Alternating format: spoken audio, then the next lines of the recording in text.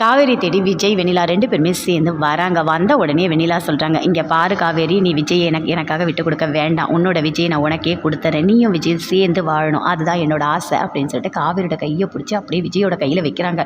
விஜய் அப்படியே பார்க்குறாரு.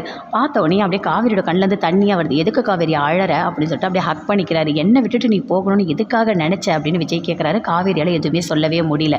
வெண்ணிலா காவேரி கிட்ட சொல்கிறாங்க, இங்கே பாரு காவேரி, நல்லா புரிஞ்சுக்கோ, என்னோட வாழ்க்கையை நான் பார்த்துக்கிறேன். உன்னோட விஜய் உனக்கு தான், சரியா அப்படின்னு சொல்லிட்டாங்க. என்ன நடந்தது அப்படின்னு விஜய் கேட்குறாரு. அதெல்லாம் ஒன்றும் இல்லைங்க, வா காவேரி வீட்டுக்கு போகலாம் அப்படின்னு வெண்ணிலா கூப்பிடுறாங்க.